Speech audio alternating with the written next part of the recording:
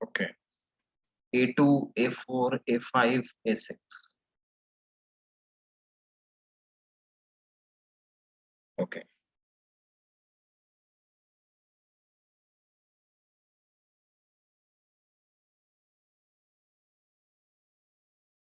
तो देखो सबसे पहले हम बात कर लेते हैं A2, question number A2, right. A2 काफी लोगों को डाउट है।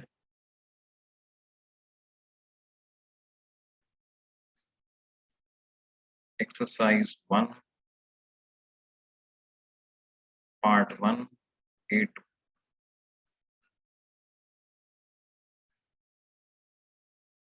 ठीक है, देखो A2 क्वेश्चन में हमें कहा गया है कि एक मिरर है, राइट, और उस मिरर पर एक रे ऑफ लाइट इंसिडेंट हो रही है,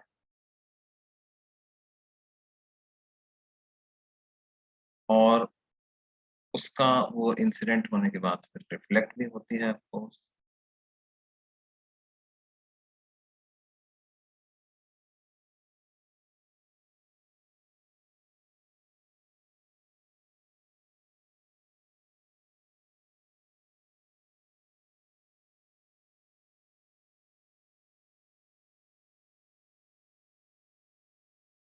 और अभी एंगल ऑफ इंसिडेंस हमें दिया हुआ है कितना, 30 डिग्री। तो एंगल ऑफ रिफ्लेक्शन जो इसका होगा वो भी हो जाएगा कितना, 30 डिग्री।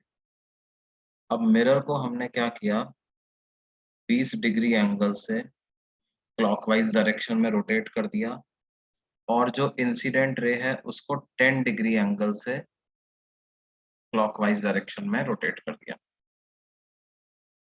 अब देखो एक बात ध्यान दो बेटे, कि अगर आप थोड़ी देर के लिए मिरर के रोटेशन को भूल जाओ, तो अगर इंसिडेंट रे को हम क्लॉकवाइज डायरेक्शन में रोटेट करते हैं 10 डिग्री एंगल से, तो एंगल ऑफ इंसिडेंस कम हो जाएगा। तो रिफ्लेक्टेड एंगल का भी जो एंगल ऑफ रिफ्लेक्शन है वो कम हो जाना चाहिए। तो इस 10 डिग्री रोटेशन की वजह से ये जो रिफ्लेक्टेड रे है वो, क्या मैं बोल सकता हूँ कि इंसिडेंट रे नॉर्मल के पास आ गई तो रिफ्लेक्टेड रे भी नॉर्मल के पास आ जाएगी।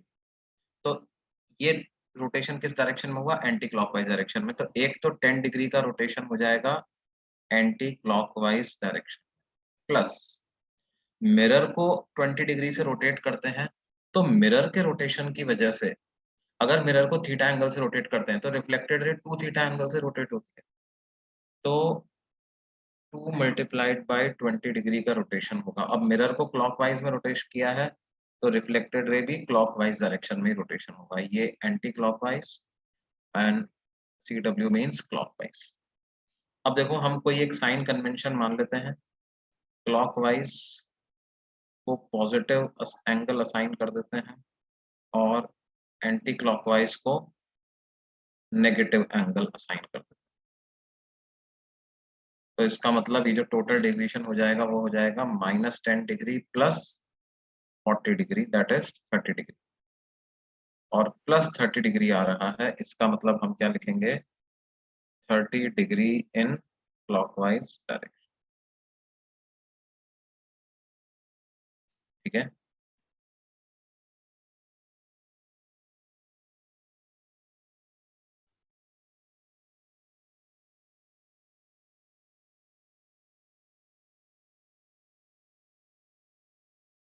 सर क्वेश्चन में क्लॉकवाइज दिया है इन फिगर। किसको क्लॉकवाइज दिया है बेटे, हाँ मैंने भी क्लॉकवाइज ही मान के, समझ गया ना तुम, ओके। ठीक है, ठीक है, ये A2 क्लियर हो गया सब लोगों को।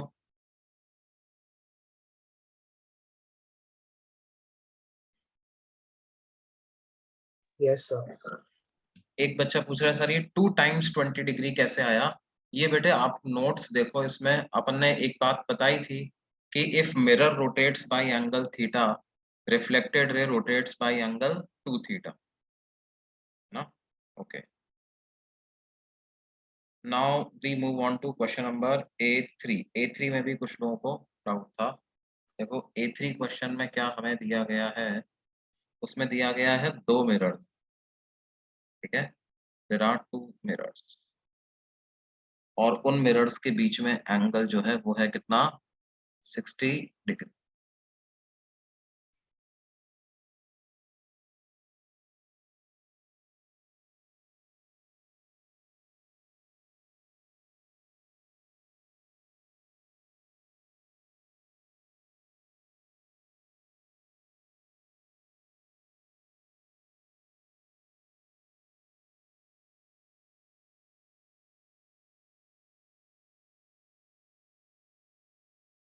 Angle between these mirrors is 60 degree. और उसके बाद क्या होता है बेटे कि एक रे ऑफ लाइट इंसिडेंट होती है मिरर 2 पे, पहले इंसिडेंट होती है, इसमें दिया हुआ है, इस मिरर 2 पर इंसिडेंट हुई, और मिरर 2 पर इंसिडेंट होने के बाद मिरर 2 से रिफ्लेक्ट हुई, और 2 से रिफ्लेक्ट होने के बाद 1 पे इंसिडेंट हुई, फिर 1 से रिफ्लेक्ट हुई, और रिफ्लेक्ट होने के बाद ऐसे सीधी निकल गई। अब हमको पूछा जा रहा है ये वाला एंगल कितना होगा, राइट? इस एंगल को मार्क किया गया है थीटा। ध्यान दो, if this angle is theta, this angle is also theta, तो ये वाला एंगल पता कर लो। अच्छा, हमें एंगल ऑफ इंसिडेंस दिया हुआ नहीं है, तो हम मान लेते हैं कि let the angle of incidence is I. ये एंगल आई है, तो as per laws of reflection ये एंगल भी आई हो जाएगा, तो ये वाला एंगल हो जाएगा 90 माइनस आई। इन दोनों को ऐड कर देंगे तो बन रहा है 150 माइनस आई। तो क्योंकि ट्राइंगल के तीनों एंगल का सम 180 डिग्री होना चाहिए, फिर तीसरा एंगल हो जाएगा 30 डिग्री प्लस आई। अच्छा, अब ये 30 डिग्री प्लस आई है, तो 90 में से इसको सब्ट्रैक्ट कर दें, तो ये हो जाएगा 60 डिग्री माइनस आई। तो इधर भी एंगल हो जाएगा 60 डिग्री माइनस आई। अब देखो बेटे, ये पूरा एंगल है 2i, ये है twice of 60 degree minus i, and this angle is theta. इन तीनों एंगल्स का सम 180 डिग्री होना चाहिए, तो 2i plus 2 of 60 degree minus I plus theta, ये बराबर होना चाहिए 180 डिग्री, यानी कि 2i plus 120 degree minus 2i plus theta is 180 degree. तो यहाँ से यहाँ कैंसिल हो गया, तो थीटा की वैल्यू कितनी आ गई बेटे, 60 डिग्री के बराबर थीटा की वैल्यू आ गई।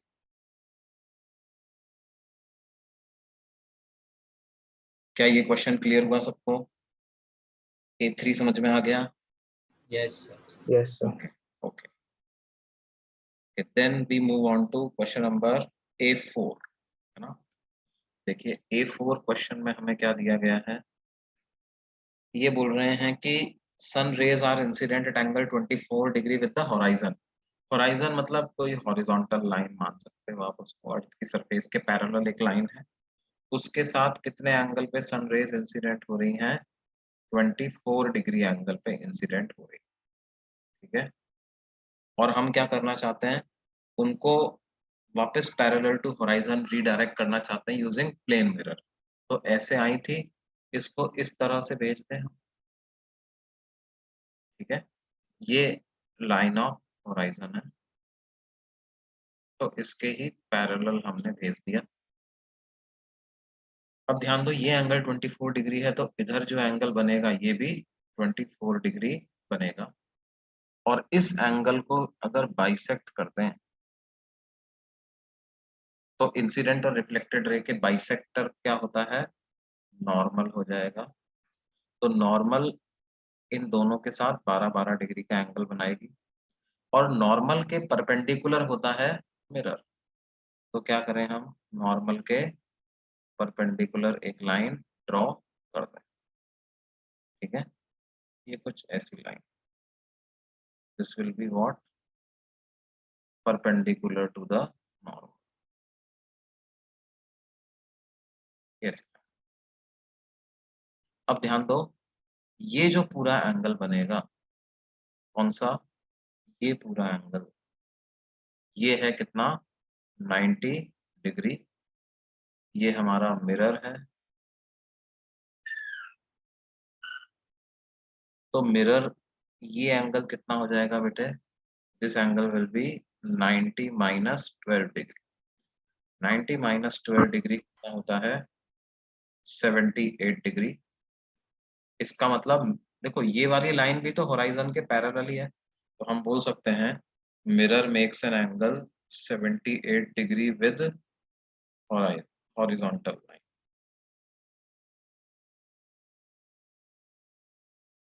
But this is just one case, है ना। एक और केस क्या हो सकता था, देखो कि ये जो लाइन रे ऑफ लाइट होराइजन से 24 डिग्री एंगल पे आ रही है, कुछ इस प्रकार से है, इसको हम इस तरह से रिडायरेक्ट कर, we redirect it like this so that these two lines are again parallel। अब ऐसे केस में ये पूरा एंगल जो बनेगा वो 180 माइनस 24 डिग्री बन जाएगा बेटे। 180 माइनस 24 मतलब कितना, 156 डिग्री। और इस पर इसका बाइसेक्टर ड्रॉ कर दो। इसका बाइसेक्टर अगर हम ड्रॉ करेंगे, सॉरी, तो जो ये नॉर्मल मिल जाएगा मेरे को, नॉर्मल इस रिफ्लेक्टेड रे के साथ कितना एंगल बनाएगा, 156 का आधा मतलब कितना, 78 डिग्री, राइट। अब मिरर जो होगा वो नॉर्मल के परपेंडिकुलर होगा, तो let me draw my mirror. Mirror will be something like that.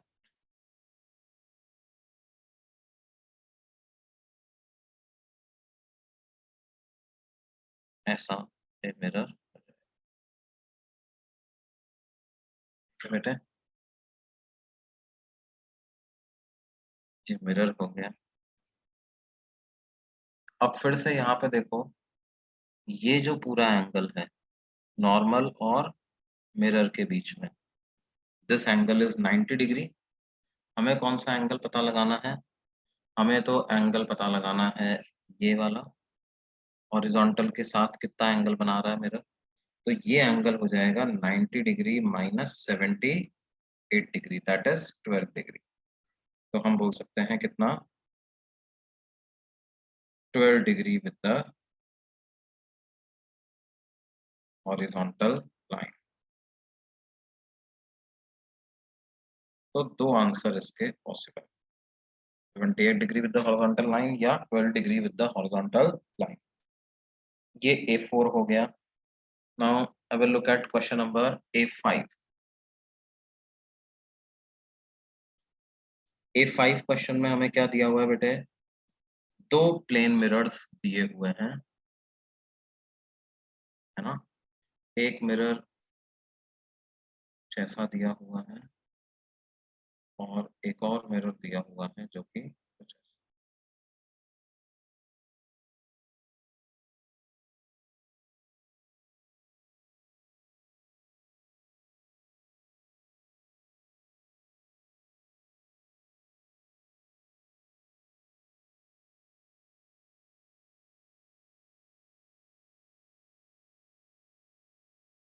और जो जो लोअर पार्ट है वो 2,0 से 2,2 तक जाता है, और अपर पार्ट जो है वो 2,3 से 2,4 तक जाता है, ठीक है। ये लोअर पार्ट की लंबाई कितनी है बेटे, दिस इज 2 सेंटीमीटर लॉन्ग, और अपर पार्ट की लंबाई है 1 सेंटीमीटर लॉन्ग। लेकिन देखो क्या ये दोनों के दोनों एक ही लाइन पे लाई कर रहे हैं, है ना। अगर हम एक लाइन कंसिडर करें, कौन सी, x=2, तो ये दोनों के दोनों उसी लाइन पे लाई कर रहे हैं। ये हमारी कोऑर्डिनेट एक्सिस है, दिस इज x एक्सिस, और इसके परपेंडिकुलर एक लाइन है हमारे पास विच इज y।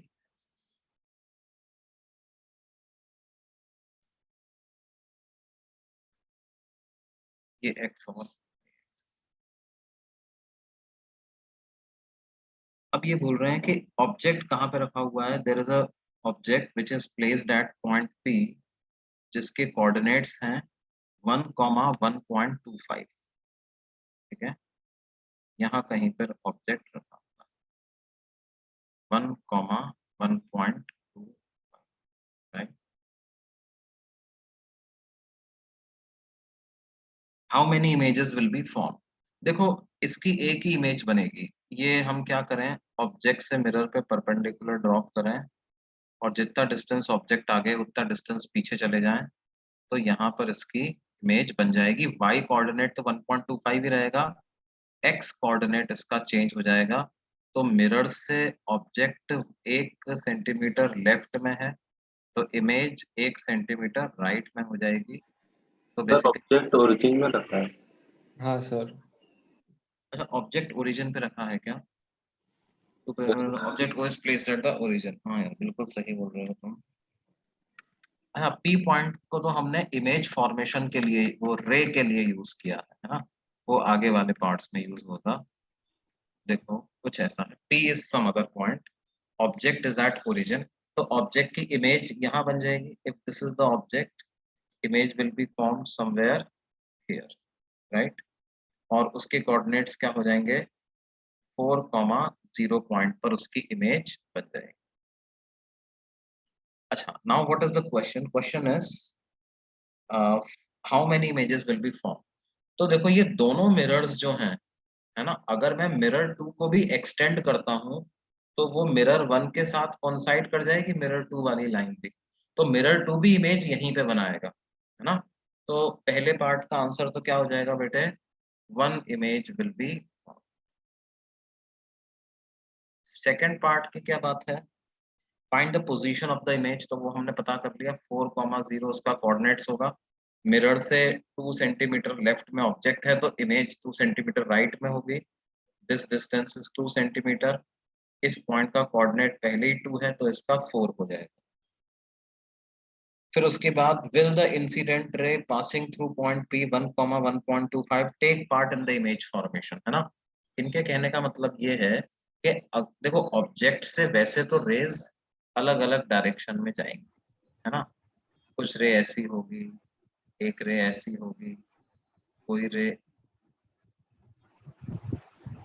इस तरह की होगी, है ना। ऑब्जेक्ट से रेज अलग अलग डायरेक्शन में, ठीक है। अब इमेज फॉर्मेशन में वही रे पार्टिसिपेट करेगी जो कि मिरर पे इंसिडेंट हो जाए, है ना। तो हम क्या करें, ऑब्जेक्ट को ये बोल रहे हैं कि इस पी पॉइंट से पास होने वाली रे क्या इमेज फॉर्मेशन में पार्टिसिपेट करेगी या नहीं। तो ये कैसे पता करेंगे भैया, हम क्या करें, let us right the equation of line OP. Equation of line OP पता कर लो आप, है ना। देखो 2 पॉइंट फॉर्म से पता कर सकते हैं, y minus y1 equal to m into x minus x1, और x1 की वैल्यू भी 0 हो जाएगी। और स्लोप इसका क्या हो जाएगा बेटे, 1.25 y2 minus y1 upon x2 minus x1। तो y is equal to 1.25x, ये इस लाइन OP की इक्वेशन आ जाएगी। अब ये लाइन को जब हम आगे एक्सटेंड करेंगे तो मुझे देखना है कि ये मिरर को कट करेगी कि नहीं करेगी। देखो चाहे M2 मिरर लें चाहे M1 मिरर लें, उनका x कोऑर्डिनेट 2 है दोनों का, दोनों के हर पॉइंट का x कोऑर्डिनेट क्या है बेटे, 2 फॉर बोथ द मिरर्स। तो हम क्या करें, इस इक्वेशन में x इक्वल टू 2 पुट कर देते हैं, सब्स्टिट्यूट x इक्वल टू 2। तो x को 2 पुट करेंगे तो y की वैल्यू क्या हो जाएगी बेटे, 1.25 इंटू 2 दैट इज 2.5। अब हमें ये चेक करना है कि 2,2.5 पॉइंट से x कोऑर्डिनेट 2 और y कोऑर्डिनेट 2.5 पे कोई मिरर है या नहीं, whether some part of mirror exist at this point. तो देखो y इक्वल टू 2 से लेकर के y इक्वल टू 3 के बीच में, y इक्वल टू 2 से लेकर के y इक्वल टू 3 के बीच में इस पार्ट में कोई मिरर नहीं है। तो y इक्वल टू 2.5 पे भी कोई मिरर नहीं होगा, तो ये वाली ray of light y equal to 2.5 से पास हो रही है, तो ये सीधी चली जाएगी। इसका मतलब this ray will not take part in image formation. Image तो बनेगी, लेकिन ये वाली रे की वजह से इमेज नहीं बनेगी। This will not take part in image formation. ठीक है,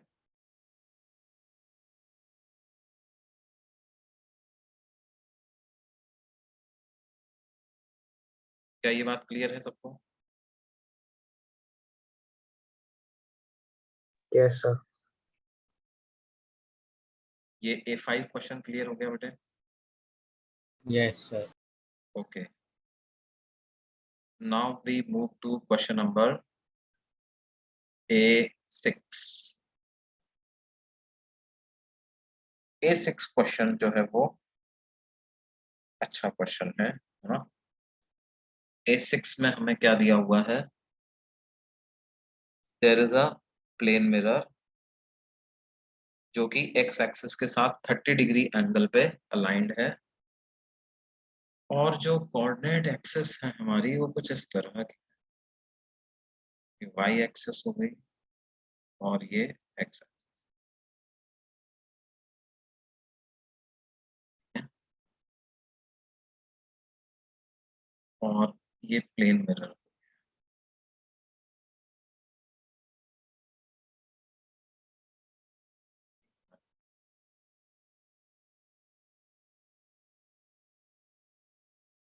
कितना एंगल बना रहा है भाई? ये 30 डिग्री का एंगल बना रहा है x एक्सिस के साथ 30 डिग्री का एंगल, ये मिरर। अगेन ऑब्जेक्ट हमारा कहाँ पे रखा हुआ है बेटे? ऑब्जेक्ट इज एट ओरिजिन, और मिरर x एक्सिस को किस पॉइंट पे कट करता है? 1,0 पॉइंट पे कट करता है। अब देखो क्या क्या पूछा है, इमेज कहाँ पे बनेगी, find the position of the image. तो हम क्या कर सकते हैं, इस लाइन ऑफ मिरर को एक्सटेंड कर दें,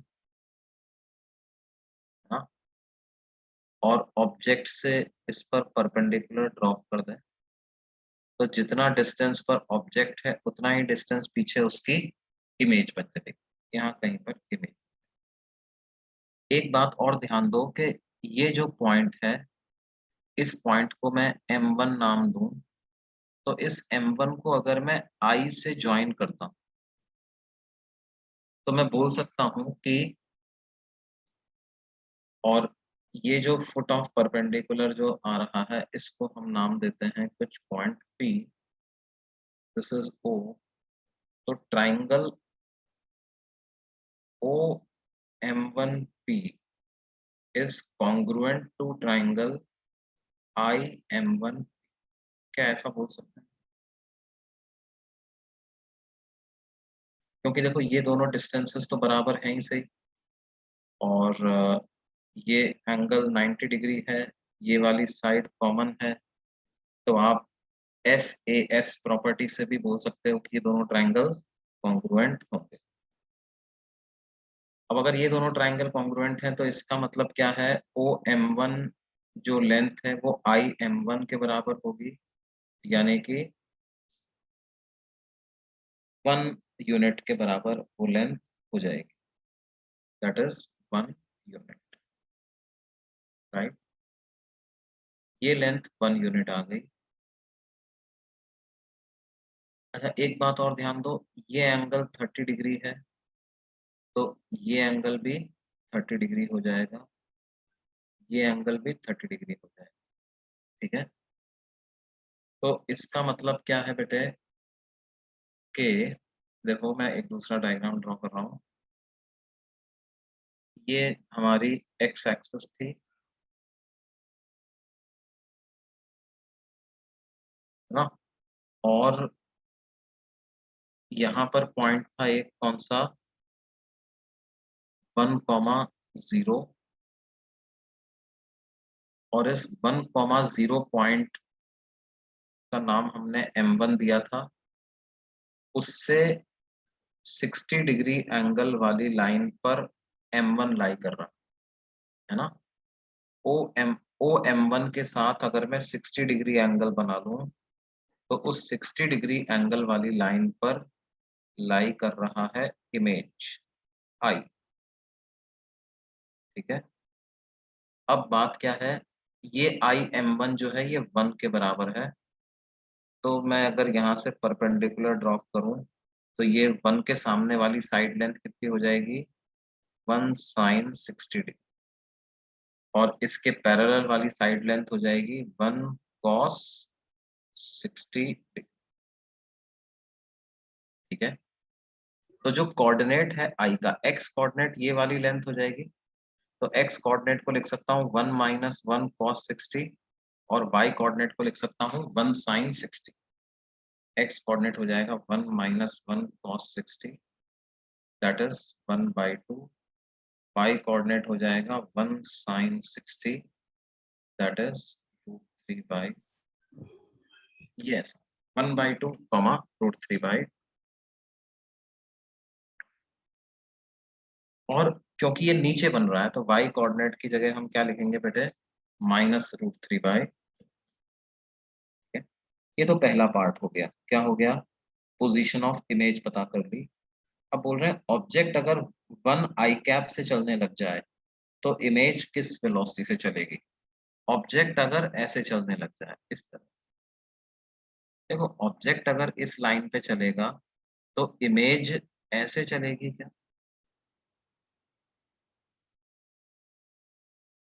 क्या इमेज की वेलोसिटी इस तरह से आएगी जो ये मैंने ब्लू लाइन में शो किया है,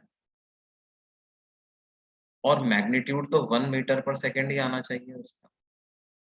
ठीक है, अब ये जो वेलोसिटी की लाइन है एक्स एक्सिस के साथ कितना एंगल बना रही है, 60 डिग्री एंगल बना रही है। ये पूरा एंगल जो बन रहा है वही, मतलब बेसिकली इस लाइन के अलॉन्ग ही चल रही है, तो एक्स एक्सिस के साथ कितना एंगल बन गया, 60 डिग्री एंगल। तो इसका मतलब वेलोसिटी ऑफ इमेज क्या आ जाएगी बच्चों, वेलोसिटी वेक्टर ऑफ इमेज लिखना है तो 1 cos 60 आई कैप प्लस 1 sin 60 जे कैप, यानी 1 by 2 I cap plus √3 by 2 J cap, ऐसा हम पता कर सकते हैं।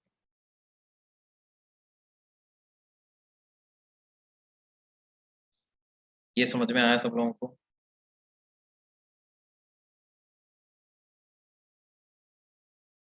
Yes, sir.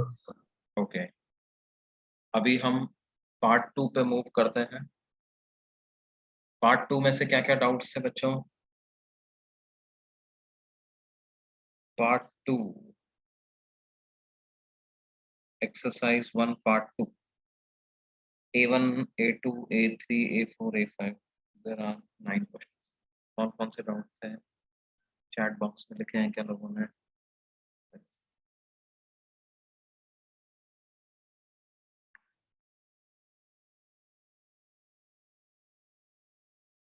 Okay okay, A4 and A5 काफी लोगों को डाउट है, और A A3 A4 A5 A8,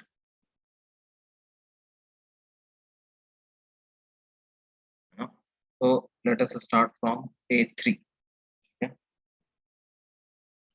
देखो A3 क्वेश्चन में हमें क्या दिया हुआ है,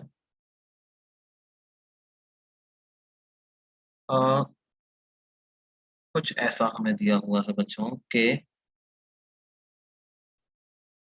ये जो लाइन है ये लाइन बताती है इनिशियल पोजीशन ऑफ मिरर।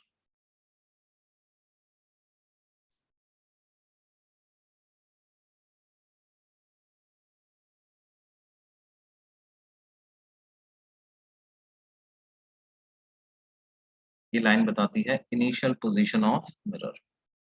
ठीक है, और क्या हो रहा है, इसके परपेंडिकुलर लाइन कुछ ऐसी लाइन हो जाएगी,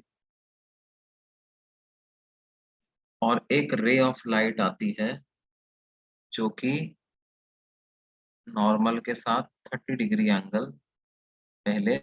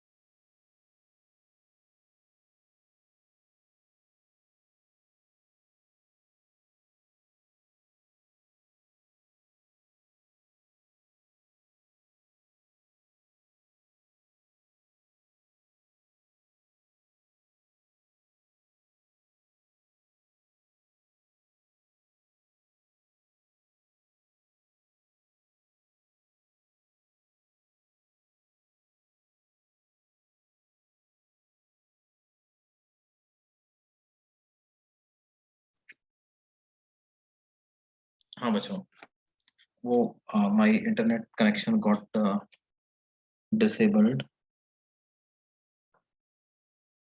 So, am I audible now, beta? Yes, Yes, sir. sir.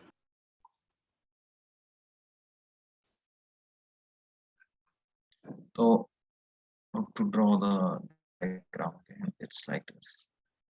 ये हमारे पास ओरिजिनल पोजीशन ऑफ मिरर है, ये normal to the mirror line है, और इंसिडेंट रे नॉर्मल के साथ 30 डिग्री एंगल बना करके आ रही थी।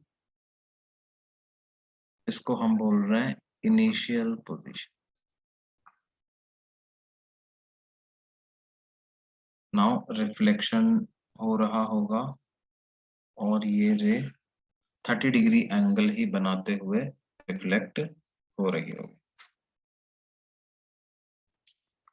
अच्छा, 0.75 मीटर्स की दूरी पर स्क्रीन रखा हुआ है ना, तो ये रे स्क्रीन को जाकर के हिट करती, ठीक है।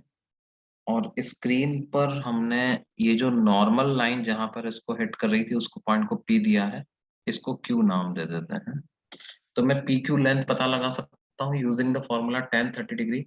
tan 30 degree is PQ divided by 0.75, that means PQ की वैल्यू हो जाएगी 0.75 into tan 30 degree, that is 0.75 divided by √3, ये ऐसा आ जाएगा, ठीक है।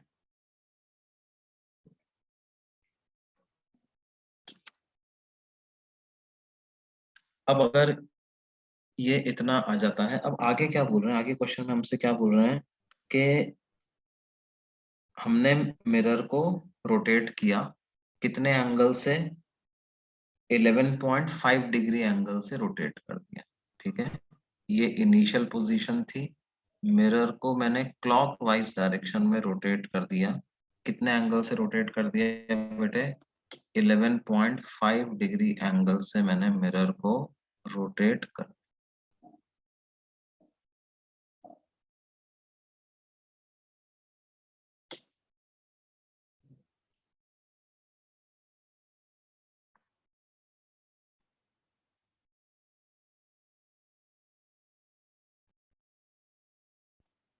अच्छा, हमने एक कंसेप्ट पढ़ा था, अगर मिरर को थीटा एंगल से रोटेट करते हैं तो रिफ्लेक्टेड रे 2 थीटा एंगल से रोटेट हो जाती है।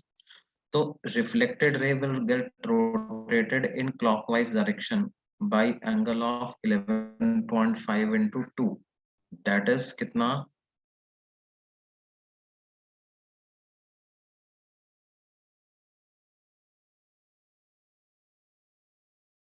पॉइंट 5 इंटू 2 अगर हम करते हैं तो ये 20। तो अभी इस पोजीशन पे है, यहाँ से 23 डिग्री रोटेट कर दो इसको, तो 23 डिग्री रोटेट कर देंगे तो जो नई रिफ्लेक्टेड रे है वो कुछ ऐसी हो जाएगी। This will be the new reflected, ये किसी क्यू डैश पॉइंट पे आकर के कट करती है, तो ये पूरा एंगल जो है ये कितना हो जाएगा बेटे, 20 degree plus 30 degree plus 23 degree, मतलब कितना, 53 डिग्री। अब फिर से हम ये बड़े वाले ट्राइंगल में, ये पूरे वाले ट्राइंगल में इसमें हम tan 53 कंसिडर कर लें, तो tan 53 डिग्री की क्या वैल्यू आ जाएगी बेटे, वो हो जाएगा P Q dash divided by 0.75, यानी कि पी क्यू डैश की वैल्यू हो जाएगी 0.75 into tan 53 degree, that is 3/4 into 4/3, tan 53 4/3 होता है। तो अब ये 1 मीटर नीचे जाकर के इसको टकराएगी, ठीक है। तो नई पोजीशन पे 1 मीटर नीचे टकरा रही है।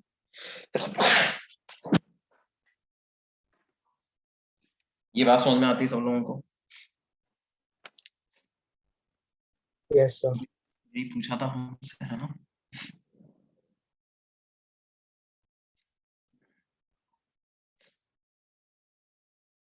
ओके, A1 ऑफ पार्ट 2 में भी किसी को डाउट है, देखो वो भी देख लेते हैं हम।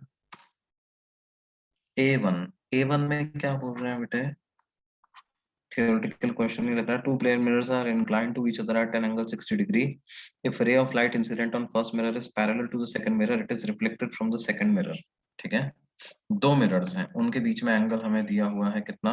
60 डिग्री एंगल दिया हुआ है, और एक रे ऑफ लाइट जो है वो मिरर 2 के पैरेलल चलती हुई मिरर 1 पे इंसिडेंट हमने करवाई।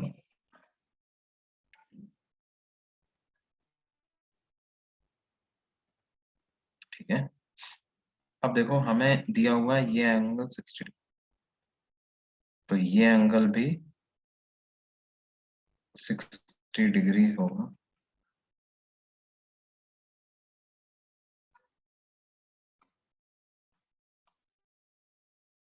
अब क्या होगा, इस रे का रिफ्लेक्शन होगा।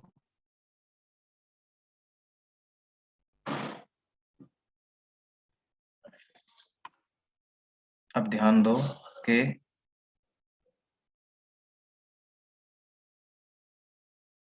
अगर मिरर के साथ 60 डिग्री एंगल बना रही है तो नॉर्मल के साथ 30 डिग्री एंगल बनेगा।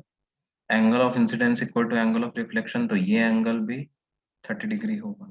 ये एंगल 30 डिग्री है तो इधर जो एंगल बनेगा वो 60 डिग्री बनेगा। ये दोनों 60 डिग्री एंगल आ गए तो ये वाला एंगल भी 60 डिग्री आएगा, है ना। एक ट्रायंगल के एंगल का सम 180 डिग्री होता है। अब मिरर 2 पे नॉर्मल बना दो आप, ये मिरर 2 के नॉर्मल आ गई। ये 60 डिग्री है तो ये एंगल 30 डिग्री होगा।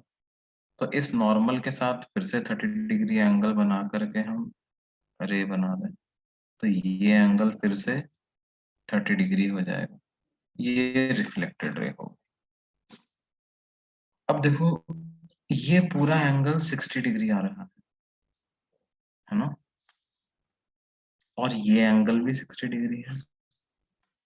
ये एंगल और ये एंगल ये दोनों 60 डिग्री हैं। इसका मतलब ये जो लाइट रे है, ये वाली लाइट और ये वाली लाइन, क्या ये दोनों एक दूसरे के पैरेलल हैं, ऐसा बोल सकते हैं अपन?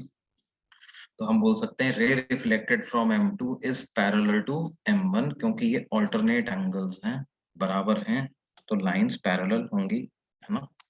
पैरेलल लाइन में ऑल्टरनेट एंगल बराबर होते हैं, या vice versa is also true कि अगर ऑल्टरनेट एंगल बराबर हैं इसका मतलब लाइंस जो होंगी वो पैरेलल होंगी। तो इसका आंसर आ जाएगा कौन सा बेटे? B, parallel to the first mirror. अब A4 क्वेश्चन में डाउट था क्या लोगों को? देखो A4 क्या है बेटे? Point object is kept in front of a plane mirror. Plane mirror के सामने पॉइंट ऑब्जेक्ट रखा हुआ है।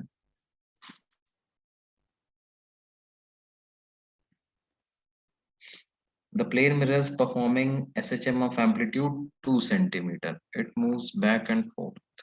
ठीक है, 2 सेंटीमीटर आगे जाता है मीन पोजीशन से, 2 सेंटीमीटर पीछे जाता है। The amplitude of the mirror is such that object is always in front of the mirror. The amplitude of SHM of image is, है ना। अब देखो हमें ये पता है वेलोसिटी ऑफ इमेज को इस तरह के केसेस में लिख सकता हूँ, 2 times velocity of mirror minus velocity of object. Now object is always at rest, तो वेलोसिटी ऑफ इमेज कितना हो जाएगा? 2 टाइम्स वेलोसिटी ऑफ मिरर। तो अगर मिरर चलते चलते 2 सेंटीमीटर आगे चल गया और हम बोल रहे हैं कि हमेशा इमेज की वेलोसिटी मिरर की वेलोसिटी की ट्वाइस है, इसका मतलब displacement of image will be twice the displacement of mirror. तो इसका मतलब इमेज का डिस्प्लेसमेंट कितना हो जाएगा? 4 सेंटीमीटर जो है ये इमेज का डिस्प्लेसमेंट होता है। और फिर वापस मीन पोजीशन पे आएगा मिरर, तो इमेज भी वापस अपनी मीन पोजीशन पे आ जाएगी। फिर मिरर 2 सेंटीमीटर राइट में जाएगा तो मीन पोजीशन से इमेज 4 सेंटीमीटर राइट में चली जाएगी, और इस तरह से ये बैक एंड फोर्थ मोशन इसका होगा। तो ये मीन पोजीशन ऑफ इमेज हो गई, ये एक्सट्रीम पोजीशंस हो गई दोनों। मीन और एक्सट्रीम के बीच का डिस्टेंस 4 सेंटीमीटर है, तो एम्पलीट्यूड ऑफ इमेज कितना मिलेगा बच्चों? एम्पलीट्यूड ऑफ इमेज हो जाएगा 4 सेंटीमीटर।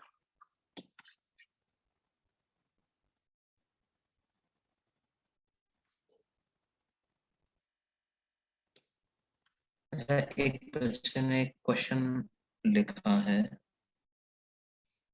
वो क्वेश्चन क्या है, लेट मी सी।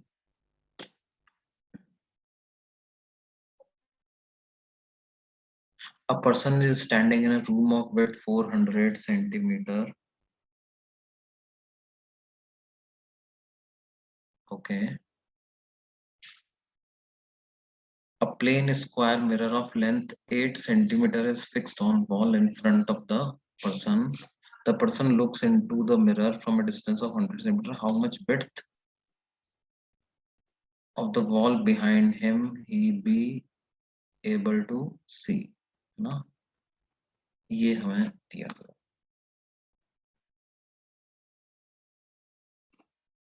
ओके, देखो ये पार्ट 2 का मेंस का शीट का क्वेश्चन है। Person is standing in a room of width 400 centimetre.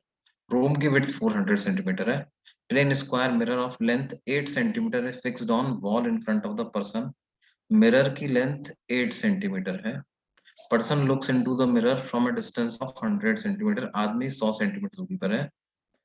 How much width of the wall behind him will he be able to see in the mirror? 8 centimetre length है। अच्छा देखो, वैसे बेटा इसमें mirror की position बता नहीं रखी है, लेकिन हम ऐसा करते हैं कि मान लेते हैं मिरर पूरा जमीन से ही जुड़ करके हमने लगाया हुआ। तो मिरर की लंबाई क्या है? 8 सेंटीमीटर मिरर की लंबाई है। रूम जो है वो 400 सेंटीमीटर्स वाइड है। और यहाँ पर दीवार दूसरी वो पीछे वाली दीवार होगी।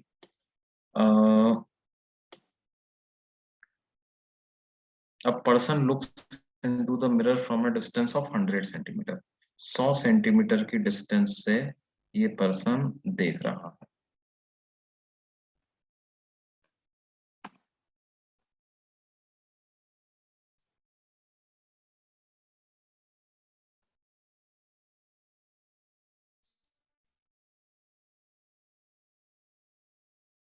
तो ये बोल रहे हैं कि उसको कितना कितना दिखाई देगा, कितना वॉल का कितना हिस्सा उसको दिखाई देगा।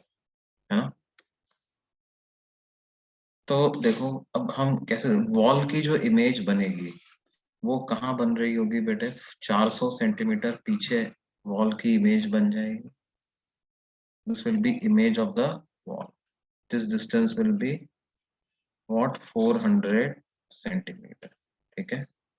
अब अगर आदमी यहां से देख रहा है, यही है आदमी, ठीक है, तो इसको एक तो ये वाला हिस्सा तो दिखाई दे ही जाएगा, और एक मिरर से इसको ज्वाइन करना है मुझे, तो ये वाला पार्ट भी इसको दिख जाएगा। ठीक है। बेसिकली मैंने क्या किया, आदमी को लेकर के मिरर के इस हिस्से को लेकर के मैंने एंड पॉइंट तक ज्वाइन कर दी। अब ये भले ही आपको ऐसा थोड़ा ज्यादा लग रहा होगा, ठीक है, मतलब ये पूरी वॉल है, तो मुझे तो इस वाली हाइट तक जाना है। ठीक है, ये इसको P नाम दे देते हैं, ABCD। ठीक है, तो triangle PAB is similar to triangle PCD, right? ये सिमिलर ट्राइंगल्स हैं। तो 8 यानी कि AB डिवाइडेड बाई 100 ये किसके बराबर आ जाएगा? CD divided by 5। ये पूरी लेंथ कितनी हो जाएगी? 400 प्लस 100 मतलब 500। तो CD कितना आ जाएगा बेटे? 8 इंटू 500 डिवाइडेड बाई 100 मतलब कितना? 40 सेंटीमीटर इसका आंसर आ जाएगा।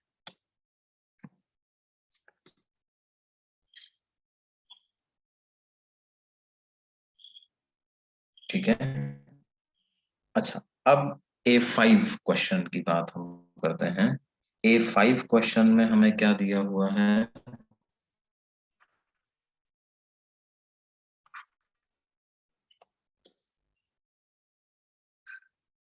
अच्छा, ये वाला जो क्वेश्चन पिछले पेज पे है, ये समझ में आ गया? किसने पूछा था बेटे? किसने पूछा था, समझ में आ गया उनको?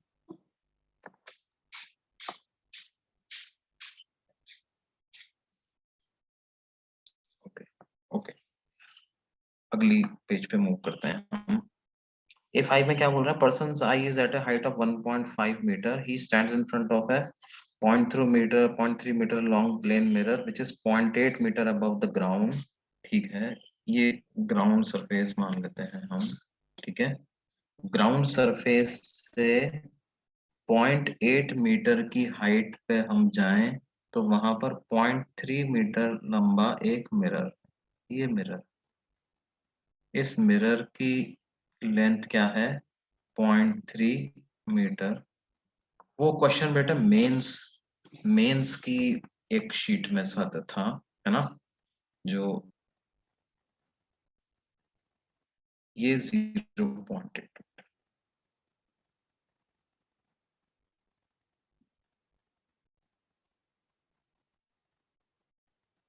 अच्छा, पर्सन की हाइट कितनी, पर्सन की आई कितनी हाइट पे? 1.5 मीटर। तो ये पूरा 1.1 होता है, इससे भी ऊपर है पर्सन की हाइट, पर्सन की आई की हाइट। तो आई को यहाँ पे मैंने बना दिया, and this is what, 1.5 metre. ठीक है, अब ये क्या बोल रहे हैं कि how the length of image he sees of himself is, उसको खुद का इमेज कितना लेंथ दिखाई दे, खुद की इमेज का कितना लेंथ दिखाई देगा, यही पूछ रहे हैं। The length of image he sees of himself. तो देखो, मान लेते हैं वो कुछ डी डिस्टेंस पे मिरर से है, तो उसकी इमेज भी जो है वो डी डिस्टेंस दूरी पे ही बने,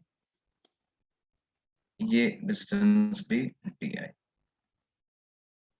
अब हमें क्या करना है?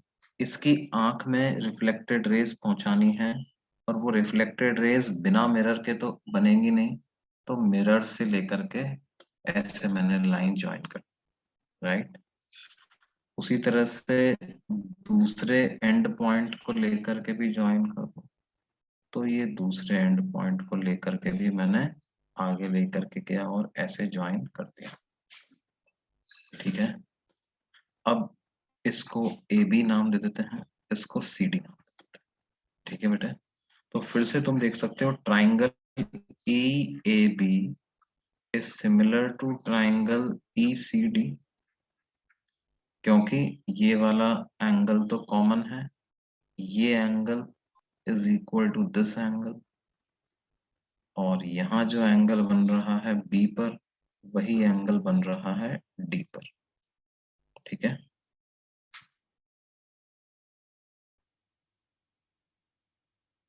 Now A B is to C D का रेशो क्या होगा? A B is to C D का जो रेशो होगा, वो इन दोनों ट्राइंगल्स की रेस्पेक्टिव हाइट के बराबर हो जाएगा ना। तो इनकी रेस्पेक्टिव हाइट का मतलब क्या है? ई से ए बी पर परपेंडिकुलर ड्रॉप करो, तो ये डी आ रहा है, और ई से सी डी पर परपेंडिकुलर ड्रॉप करो, तो ये पूरी लेंथ 2D आ जाएगी। तो इसको आप क्या लिख सकते हो? d divided by 2D। A B है 0.3, C D is equal to 1:2, यानी सी डी की वैल्यू कितनी आ जाएगी? 0.6 मीटर, है ना? तो ये लेंथ कितनी आती है? 0.6 मीटर। तो इतना पार्ट ही दिखाई देगा उसको, 0.6 मीटर की लेंथ ही दिखाई देगी, बाकी नहीं दिखाई देगी। ठीक है,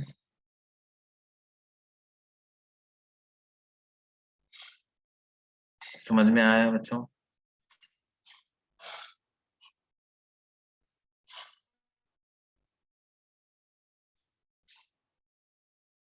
Yes, sir. Okay, good.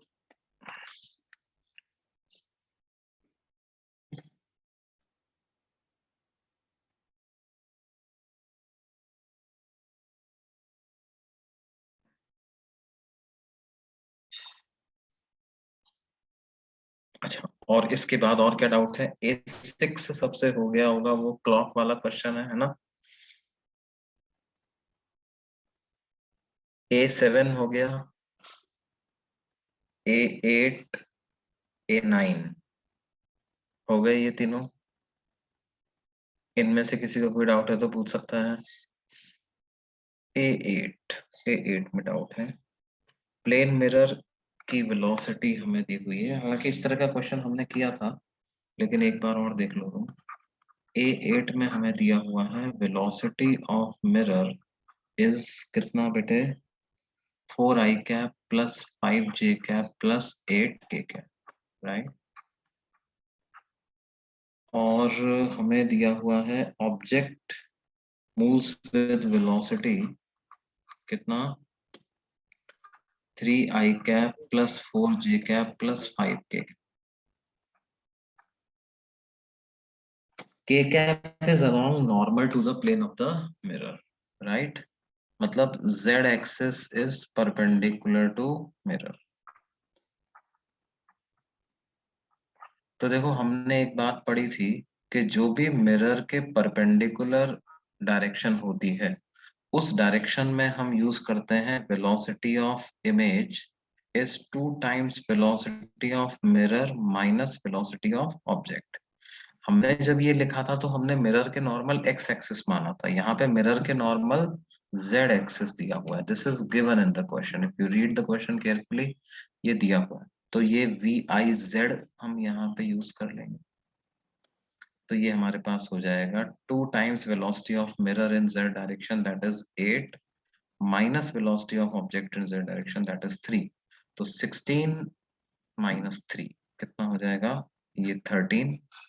और x और y डायरेक्शन में तो इमेज की वेलोसिटी ऑब्जेक्ट की वेलोसिटी के बराबर ही आ जाएगी, उसका मिरर की वेलोसिटी से कोई लेना देना नहीं है। तो 3 और 4, तो फिर इसके आगे तुम सॉल्व कर सकते हो, है ना? A7 में भी किसी को डाउट है? A7 क्या है बेटे?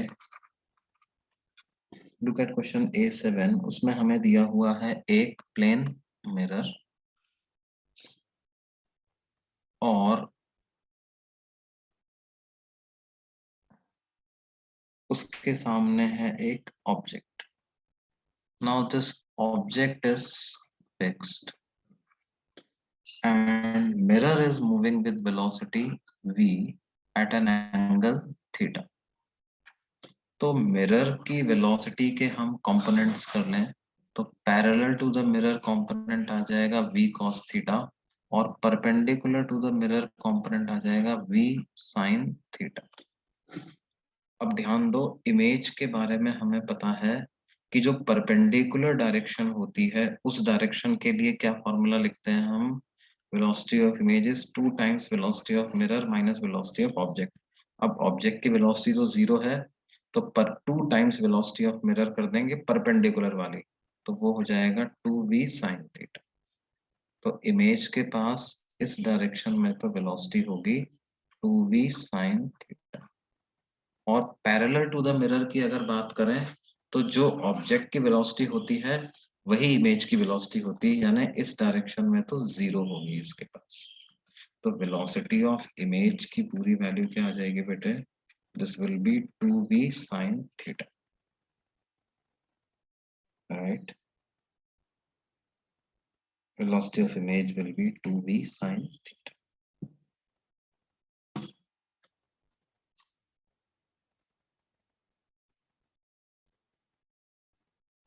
तो पिछले क्वेश्चन में, हाँ हाँ हाँ हाँ, बिल्कुल सही बोल रहे हो तुम। I think what you are saying is correct, क्योंकि ऑब्जेक्ट की z डायरेक्शन में वेलोसिटी 5 है, हमने यहाँ पर 3 ले लिया था, तो ये कितना आएगा? एब्सोल्युटली करेक्ट, ये 11 आएगा यहाँ पे, right?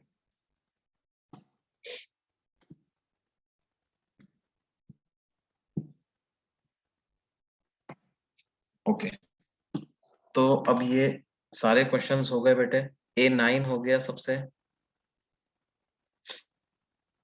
Yes, sir.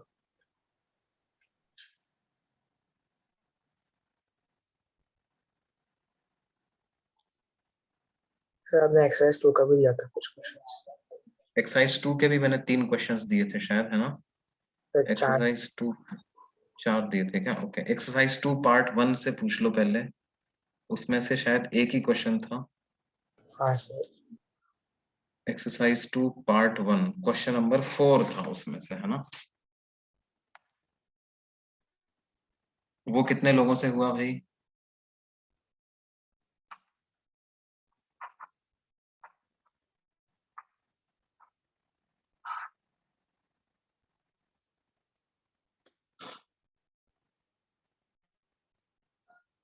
Good good, 2 लोगों का तो मैसेज आया है, वो भी 2 लोगों से हुआ है, एक और से हुआ है। Very good.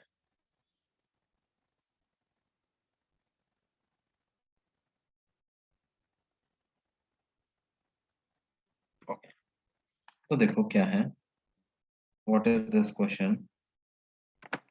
इसमें हमें दिया हुआ है that there are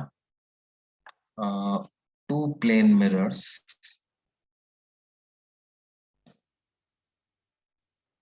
like these,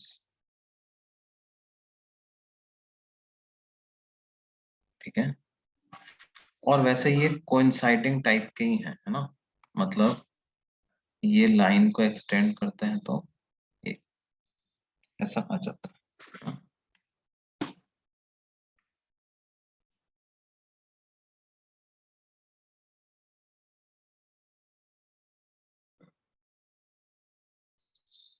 दोनों मिरर एल एल लेंथ के हैं और इनके बीच में जो गैप है वो भी कितना है?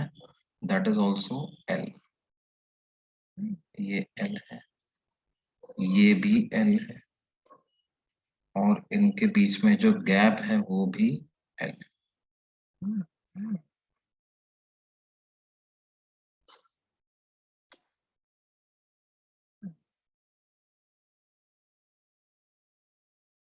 अब हमें दिया हुआ है एक ऑब्जेक्ट है, नहीं एक ऑब्जर्वर है।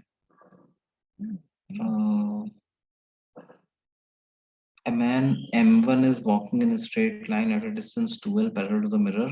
Then man M2 at O will be able to see the image of M1, है ना? यहाँ पर एक मैन है O पर M1 M2 जो कि M1 की इमेज को देख रहा, ठीक है? अब देखो M1 की इमेज कहाँ बनेगी? दोनों मिरर्स एक ही जगह पर इमेज बनाएंगे। कैसे? मिरर से उस मैन से मिरर पर परपेंडिकुलर लाइन ड्रॉ करनी है, और जितना डिस्टेंस वो ऑब्जेक्ट आगे उतना डिस्टेंस पीछे उसकी इमेज जाएगी।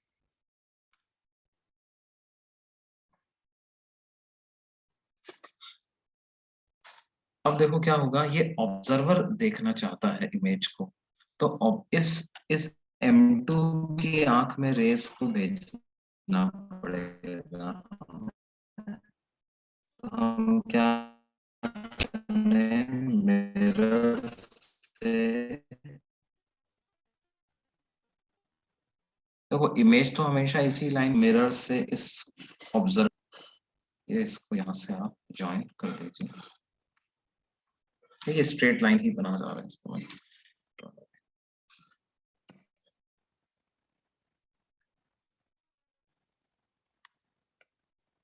कुछ ऐसी लाइन, ठीक है? अब इसको मैं नाम देता हूँ ओ ए बी, और ये हो गया सी डी।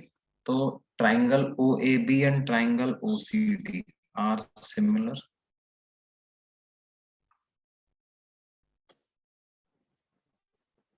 ये सिमिलर ट्राइंगल्स हैं, तो इसका मतलब हम क्या लिख सकते हैं?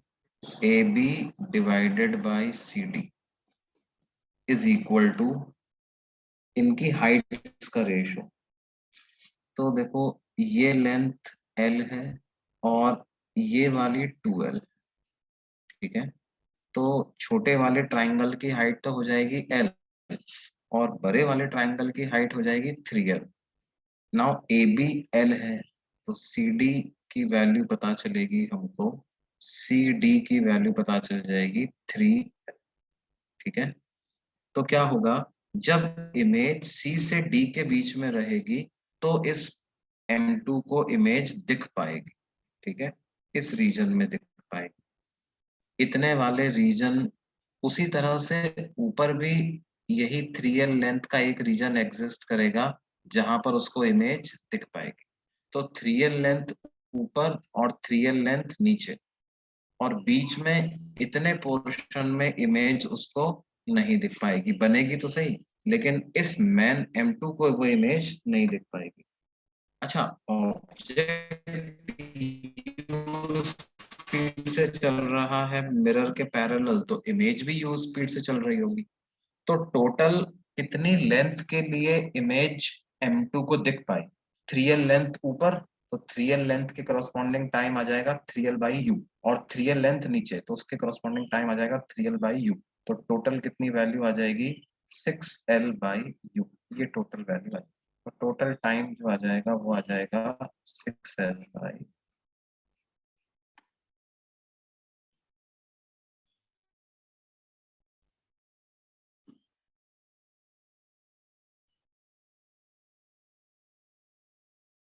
ये बात समझ में आई भाई सबको? देखो, अगर थोड़ी सी क्लैरिटी नहीं है तो मैं डायग्राम इसका फिर से बना देता हूँ। ये दो मिरर के टुकड़े हैं, M1 M2 है ना, यहाँ पर एक ऑब्जर्वर है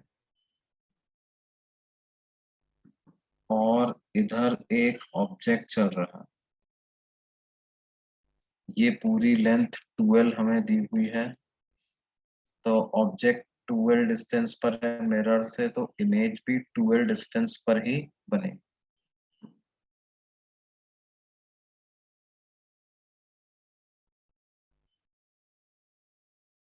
अब होगा क्या, इस M2 को हम दिखाना चाहते हैं M1 की इमेज जो कि यहाँ पे बन रही है, तो मिरर से हम क्या करें, इसको ज्वाइन कर देते हैं, यहाँ तक आगे तक चलता है।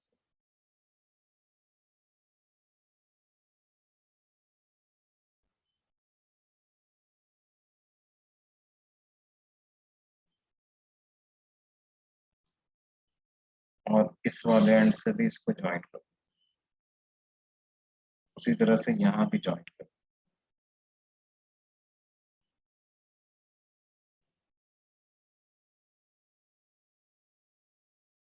तो ये पूरी लेंथ भी आएगी 3l, और ऊपर भी बाई सिमेट्री लेंथ आएगी कितना, तो टोटल लेंथ कितना दिखाई दे रहा है? 6l, तो उसको u से डिवाइड कर देना। 3l था बेटे टाइम, है ना, 3l लेंथ u स्पीड से चल रहा है, तो कितने टाइम में कवर करेगा? डिस्टेंस अपॉन स्पीड, यानी 3l बाई यू। तो 3l बाई यू टाइम उसको ऊपर वाले टुकड़े के थ्रू दिखाई देगा, और 3l बाई यू टाइम नीचे वाले टुकड़े के थ्रू दिखाई देगा।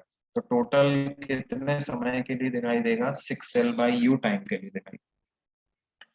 3l by u through the upper mirror for a time of 3l by u through the upper mirror, and for a time of 3l by u through the lower mirror। ठीक है, 3l by u time के लिए अपर mirror से दिखाई देगा, और 3l by u time के लिए लोअर मिरर से दिखाई देगा। तो टोटल कितने टाइम के लिए दिखाई देगा? 6l by u। देखो होगा क्या, पहले इन्फिनिटी से जब चला आ रहा है तो कुछ देर तक दिखाई नहीं देगा, फिर उसके बाद दिखाई देने लग जाएगा। कितने समय तक दिखाई देने लगेगा? Continuously 3l by you time तक दिखाई देने लग जाएगा। फिर उसके बाद बीच में वापस दिखना बंद हो जाएगा। फिर जब नीचे जाएगा, वापस उस 3l by you time interval के लिए फिर से दिखाई देने लग जाएगा, और फिर एक लिमिट से और नीचे जाने पर फिर से दिखाई देना बंद हो जाएगा। तो टोटल कितने समय के लिए दिखाई देने लगेगा? 6l by you time. क्या ये क्लियर है बच्चों?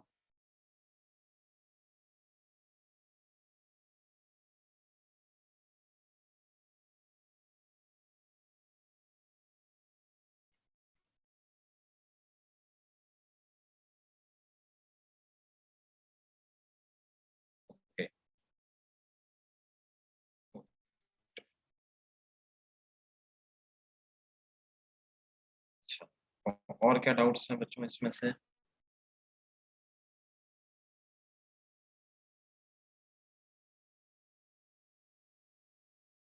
आई थिंक अभी अपन आगे पढ़ते हैं, है ना?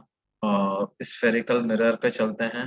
बाकी एक्सरसाइज 2 पार्ट 2 में से अगर किसी को डाउट है तो वो बाद में पूछ सकता है। एक्सरसाइज 2 पार्ट 2 का question number 2 and 3। I think आज के लिए भी हम थोड़ा पढ़ लेते हैं। हमारा काफी समय आज डिस्कशन में ही चला गया है। एटलीस्ट कुछ 15-20 मिनट बचे हैं, उसको अपन पढ़ते हैं। ओके, इसको मैं तुम्हें अलग से बता दूंगा on the group, I will post out.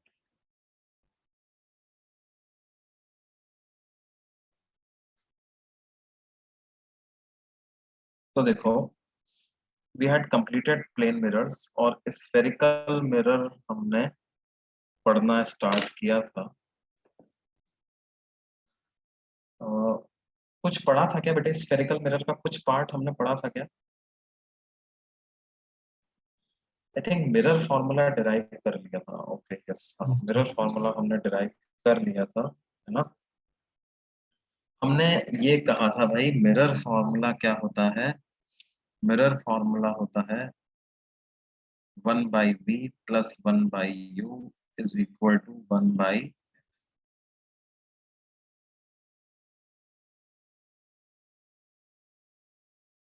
where v, u and f are x coordinates of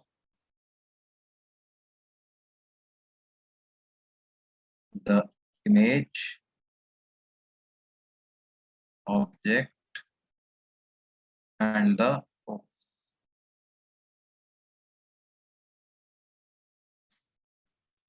और हमारा जो पोल ऑफ द मिरर है, pole of the mirror is origin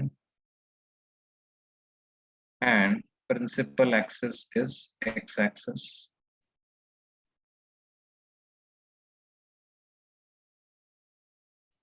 And what is the sign convention? Direction of traveling of incident rays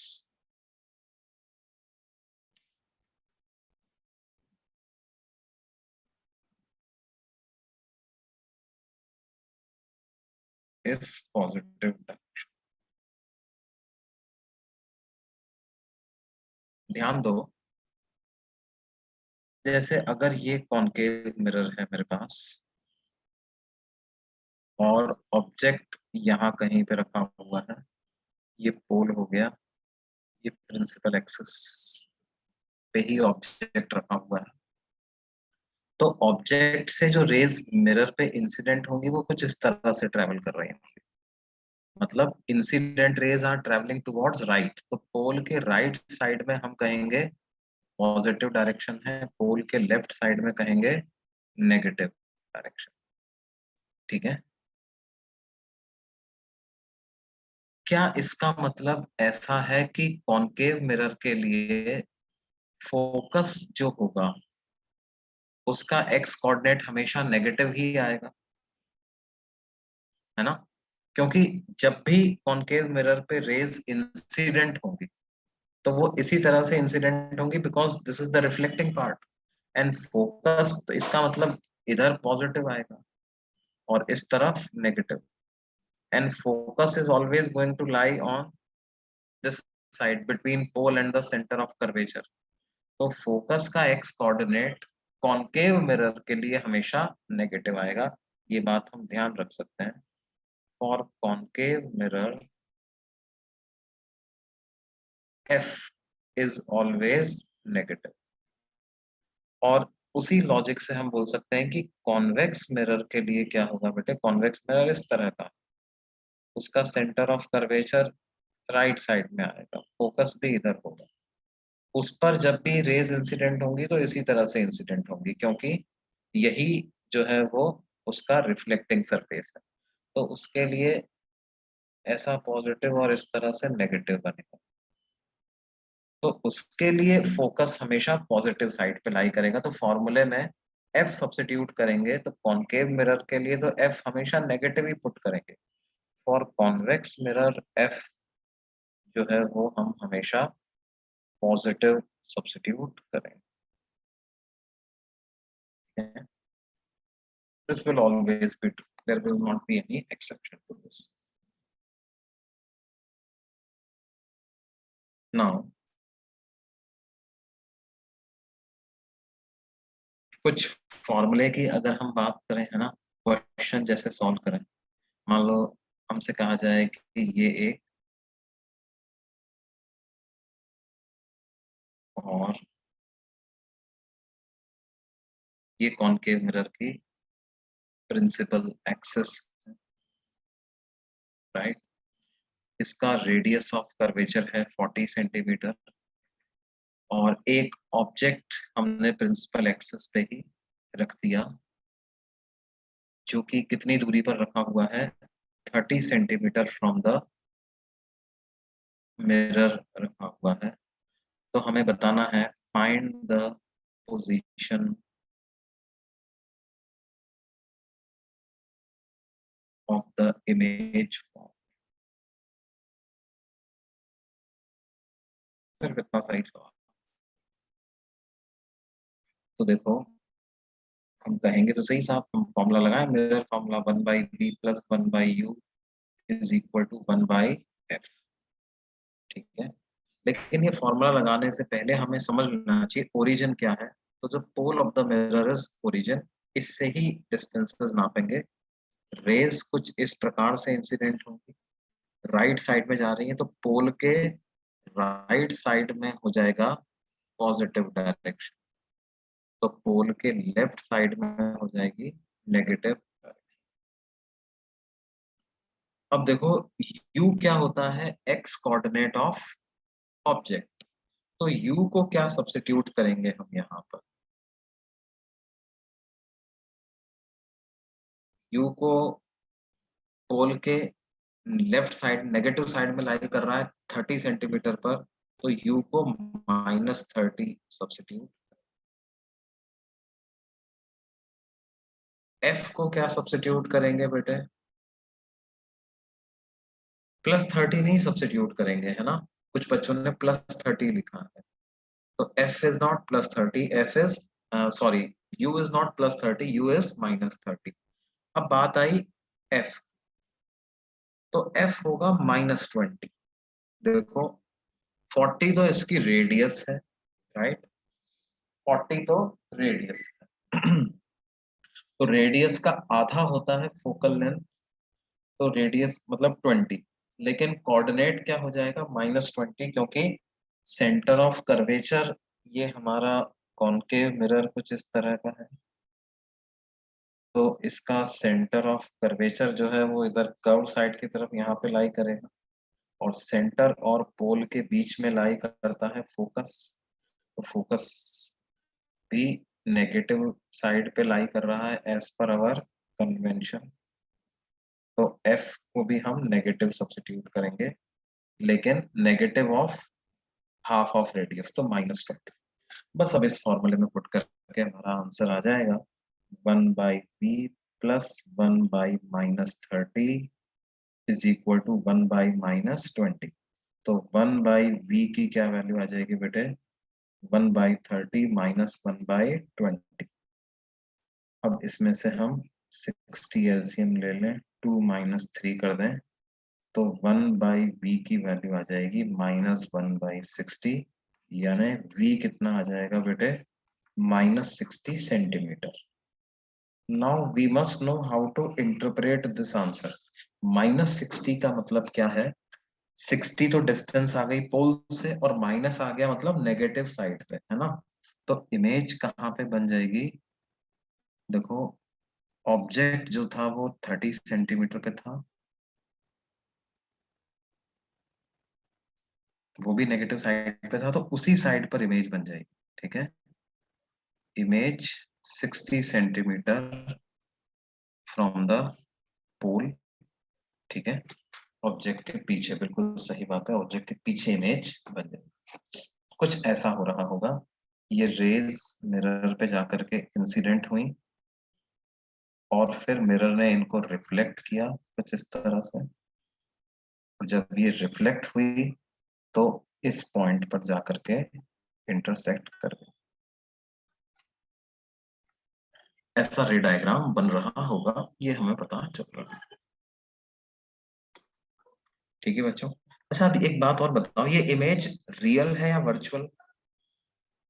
is this image a real image और a virtual image? This is a real image, this image is a real image. क्यों? क्योंकि जहां पर उनका point of intersection आ रहा है reflected race का, वहां पर वो रिफ्लेक्टेड रेस फिजिकली प्रेजेंट है ना। तो this image is a real image.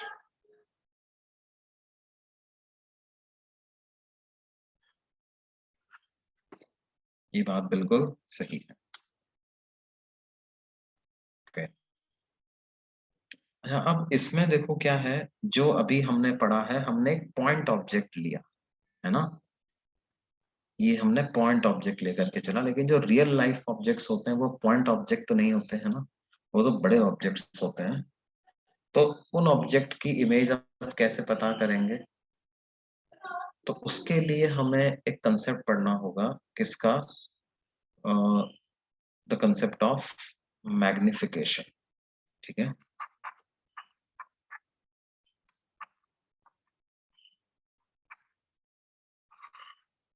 अब मैग्निफिकेशन जो होंगे बच्चे, ये दो तरह के हो सकते हैं। मैग्निफिकेशन ट्रांसवर्स मैग्निफिकेशन भी हो सकता है, ट्रांसवर्स मैग्निफिकेशन को लैटरल मैग्निफिकेशन भी कहते हैं, और दूसरा तरह का मैग्निफिकेशन जो होता है वो longitudinal.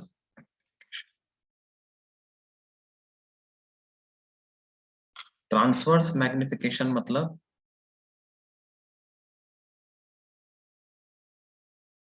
for length of object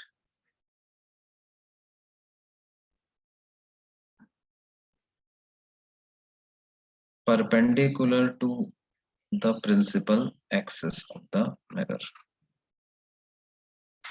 perpendicular to the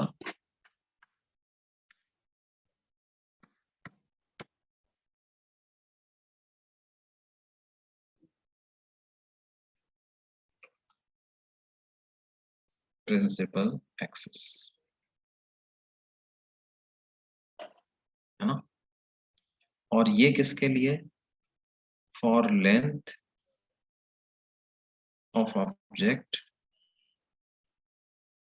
parallel to the principal axis,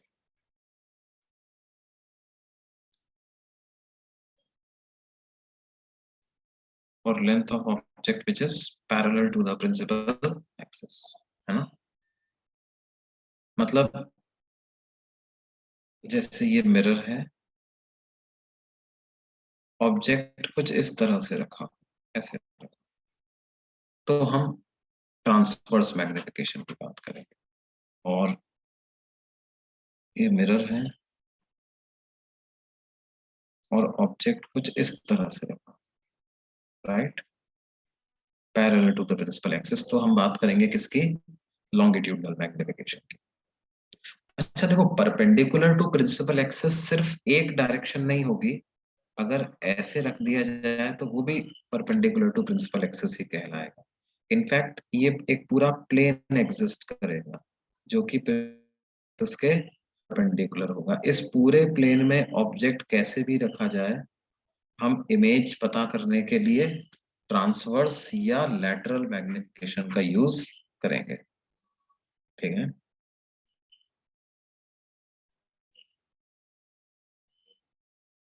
देखो प्रिंसिपल एक्सिस के परपेंडिकुलर सिर्फ एक लाइन नहीं होगी, है ना। What I am trying to say is कि हमें ऐसा नहीं सोचना है कि जैसे प्रिंसिपल एक्सिस ये लाइन है तो there is only one direction which is perpendicular to principal axis. For example, अगर मैं इस लाइन को x एक्सिस बोल रहा हूं तो y डायरेक्शन में अगर ऑब्जेक्ट रखा हुआ है तो वो भी प्रिंसिपल एक्सिस के परपेंडिकुलर है। z डायरेक्शन में अगर ऑब्जेक्ट रखा हुआ है तो वो भी प्रिंसिपल एक्सिस के परपेंडिकुलर है, right? In fact not just y और z, वाई जेड प्लेन में ऑब्जेक्ट कहीं भी रखा हुआ, ठीक है, चाहे वो ऐसे ही क्यों ना रखा हुआ, ये वाली डायरेक्शन भी क्या कहलाएगी? परपेंडिकुलर टू प्रिंसिपल एक्सिस ही कहलाएगी, राइट? तो for any orientation of object in this yz plane which is perpendicular to the principal axis of the mirror, हम ट्रांसवर्स मैग्निफिकेशन का फॉर्मूला यूज करेंगे for finding the length of image and position of image, ठीक है?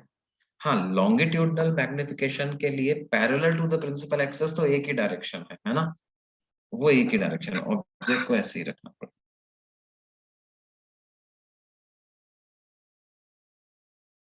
Clear हुआ बेटे? क्योंकि ध्यान दो, जो ये स्फेरिकल मिरर होता है ना, इट इज, ये 3 डायमेंशनल ऑब्जेक्ट है, ये कोई एक प्लेन में लाई नहीं कर रहा है, ठीक है? It is part of a sphere, वो कुछ इस तरह का दिखता है ना, मैंने एक बार पहले भी तुम्हें उसका डायग्राम थोड़ा सा बताया था, वो कुछ इस तरह का होता है, ठीक है? Like cap of a sphere, वो तुम अपन बचपन में वो खाते थे ना, जेम्स, जेम्स किस किसने खाई है भाई बचपन में? वो दुकान पे जाते थे पेरेंट्स से जिद करके, भैया जेम्स तो हमें खानी खानी, ठीक है? तो वो जेम्स का, इफ यू रिमेम्बर, उसका जो थोड़ा सा बड़ा वाला आता था वो पूरा एक हॉलो स्फेरिकल बॉक्स में आती थी, है ना? और उसका अपर पार्ट जो उसका लिड होता था, वो लिड इस तरह से खुल जाता था, it used to be part of a sphere like this, ये इस तरह का, राइट? हाँ, ये और ये वाला पार्ट उसका खुल जाता था, ये लिड होता था ऐसा, this used to be the lid of that box, right? हाँ, उस वो जैसा भी आप समझ सकते हो, किंडर जॉय भी जैसा भी होता है, हाँ, किंडर जॉय भी इस तरह का होता है। Kinder Joy is not like perfectly spherical, उसका डब्बा थोड़ा सा, वो थोड़ा सा ओवल शेप्ड का ज्यादा होता है, but I think you are getting the feel of it. तो ये जो है ना, ये ऐसा होता है mirror, right? Mirror is like this, और इस तरह का अगर मिरर है, ये उसकी प्रिंसिपल एक्सिस है, तो आप समझ पा रहे हैं कि this is a 3 dimensional body, right? और if this is a 3 dimensional body, तो इसके देखो, इसको मैं इस तरह से ड्रॉ करता हूँ,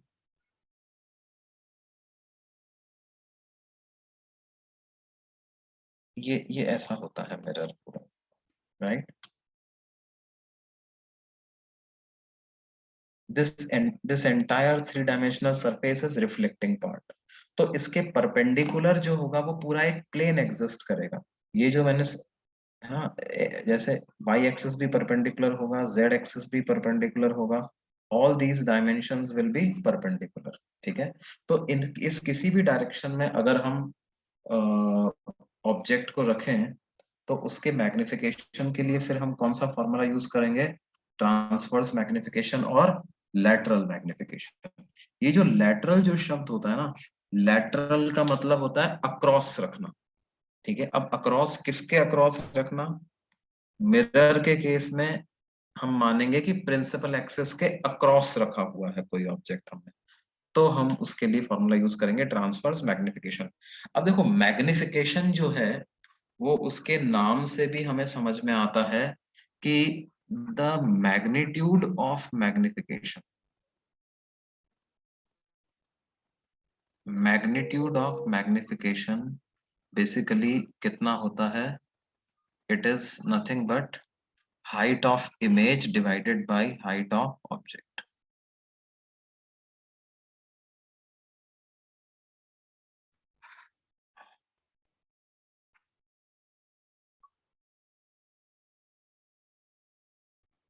Height of image divided by height of object. Magnification को अगर मैं m सिंबल से डिनोट कर रहा हूं, तो magnitude of magnification is simply equal to height of image divided by height of object.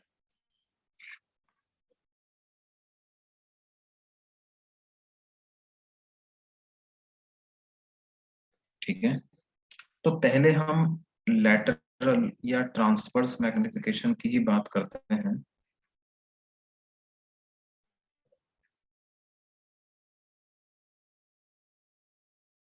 तो वो कैसे पता करें? देखो, ये हमारा कॉनकेव मिरर है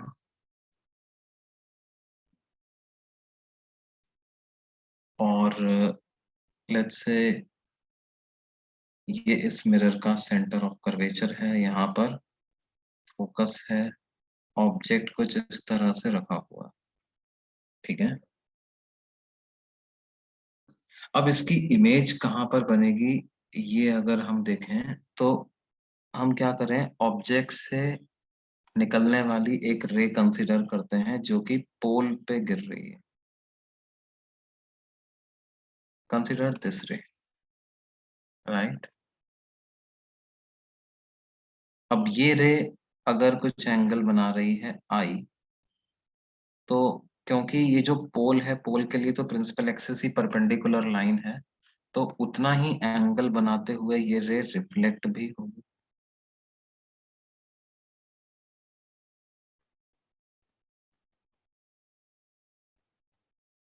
ये इस तरह से रे रिफ्लेक्ट।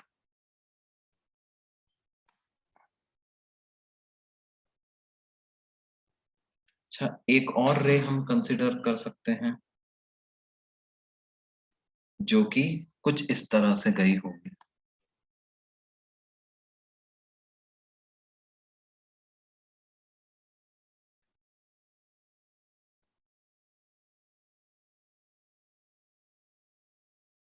ऐसी कोई रे हम कंसिडर कर सकते हैं, राइट। ये रे मिरर पे जब इंसिडेंट होगी तो ये नॉर्मली इंसिडेंट रे होगी, तो ये इसी डायरेक्शन में रिफ्लेक्ट होकर के वापस आएगी। इसको आप पीछे अगर एक्सटेंड कर दोगे तो ये यहाँ पर इंटरसेक्ट कर, ये दो रिफ्लेक्टेड रेस का पॉइंट ऑफ इंटरसेक्शन मेरे पास आ गया। ये मिरर आगे भी हो सकता है ऐसे, ठीक है। तो क्या मैं बोल सकता हूँ इमेज कुछ इस तरह की बन जाएगी।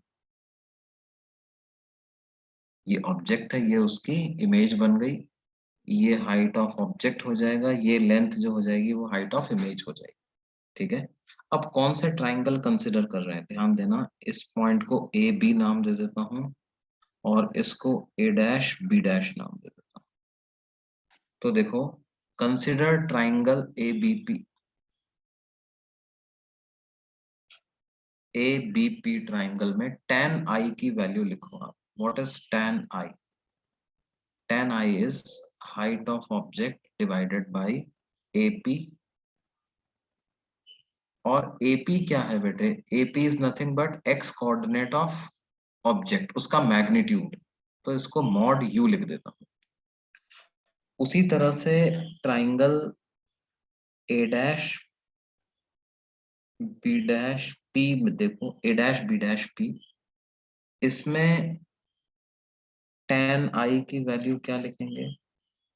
इसमें tan i की वैल्यू लिखेंगे h i divided by a dash, तो h i divided by a dash p का मतलब कितना हो जाएगा? Mod v. अब दोनों tan आई बराबर हैं तो हम लिख सकते हैं height of object divided by mod u is equal to height of image divided by mod v. यानी कि height of image upon height of object का क्या रेशियो आ गया बेटे? Mod v divided by mod u. तो magnification का जो मैग्नीट्यूड है वो बराबर आ जाएगा mod v by mod u के, ठीक है। और इस पर्टिकुलर केस में देखो, इमेज इन्वर्टेड बन रही है। इमेज इन्वर्टेड बन रही है, इसका मतलब क्या है? Because the image formed is inverted, तो इन्वर्टेड इमेज को शो करने के लिए हम नेगेटिव मैग्निफिकेशन से शो करते हैं, है ना। We show it by negative magnification. लेकिन अगर हम यहाँ पर देखें तो ऑब्जेक्ट का एक्स कोऑर्डिनेट भी नेगेटिव है और इमेज का एक्स कोऑर्डिनेट भी नेगेटिव है। तो अगर मैं सिंपली v बाई यू का रेशियो ले लूंगा तो मेरे को पॉजिटिव वैल्यू मिलने लग जाएगी, लेकिन इमेज बन रही है इन्वर्टेड, तो इसलिए हम मैग्निफिकेशन को किस फॉर्मूला से शो करेंगे? मैग्निफिकेशन को हम लिखेंगे माइनस v बाई यू, ऐसा फॉर्मूला हम बनाते हैं। ठीक है, और ये मैग्निफिकेशन कौन सा है बेटे? ये ट्रांसवर्स मैग्निफिकेशन है या लैटरल मैग्निफिकेशन। ठीक है, मैग्निफिकेशन अगर ग्रेटर देन 0 बनता है, इसका मतलब हम कहेंगे इरेक्ट इमेज बन रही, और मैग्निफिकेशन अगर नेगेटिव आता है तो हम कहेंगे इमेज कैसी बन रही है? इन्वर्टेड इमेज बन रही। ठीक है, और मैग्नीट्यूड ऑफ मैग्निफिकेशन की अगर हम बात करें तो if magnitude of magnification is greater than 1, इसका मतलब क्या है? एनलार्ज्ड इमेज बन रही, इमेज की हाइट ऑब्जेक्ट की हाइट से ज्यादा है। और मैग्नीट्यूड ऑफ मैग्निफिकेशन अगर लेस देन 1 है, इसका मतलब डिमिनिश्ड इमेज बन रही, इमेज की हाइट ऑब्जेक्ट की हाइट से छोटी। ग्रेटर देन 1 का मतलब इमेज की हाइट ऑब्जेक्ट की हाइट से बड़ी। ठीक है, ये हमारे पास लैटरल और ट्रांसवर्स मैग्निफिकेशन का फॉर्मूला होगा बेटे, कितना? Minus of v divided by u। ठीक है, ऑब्जेक्ट के और इमेज के एक्स कोऑर्डिनेट्स का रेशियो ले लो, उसका नेगेटिव कर दो तो आपको ट्रांसवर्स मैग्निफिकेशन मिल जाएगा, mt is equal to minus v by u. इस फॉर्मूले को एक और तरीके से भी हम याद रख सकते हैं, देखो 1 by v plus 1 by u बराबर होता है 1 बाई एफ के। इस पूरी इक्वेशन को u से मल्टीप्लाई कर दो, तो u by v plus 1 is equal to u by F. That means u by v is equal to u by f minus 1. That means u by v is u minus f upon f. तो v by u कितना आ जाएगा? f upon u minus f. तो minus v by u कितना आ जाएगा बेटे? f upon f minus u.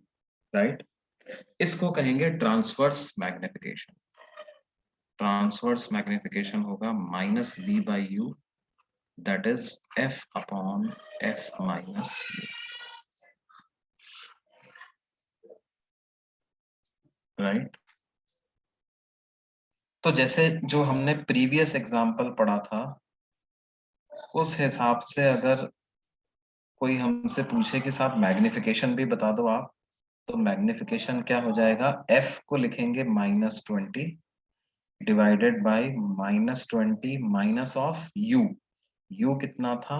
-30, तो -20 divided by, और एक माइनस साइन पहले से है ना, माइ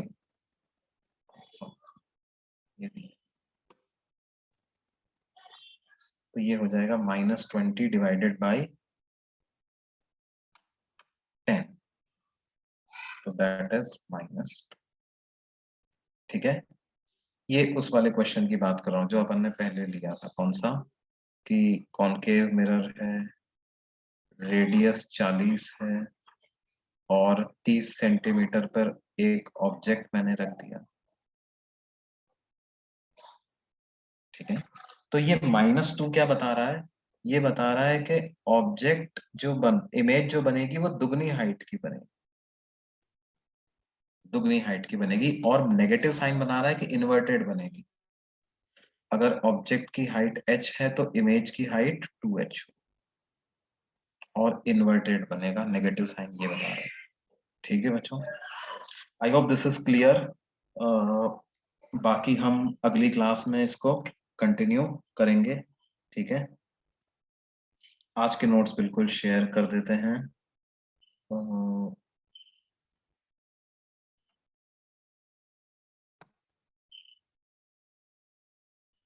अगर मैग्निफिकेशन 1 आ जाता है इसका मतलब सेम हाइट का बनेगा, है ना।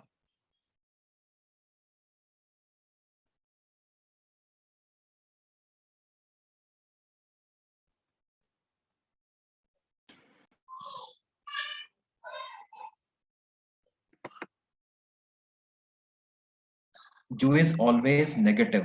U is always negative for real object, है ना। This discussion is going to take time, लेकिन U कभी कभी पॉजिटिव भी हो सकता है, कैसे होगा वो मैं तुम्हें अगली क्लास में समझाऊंगा।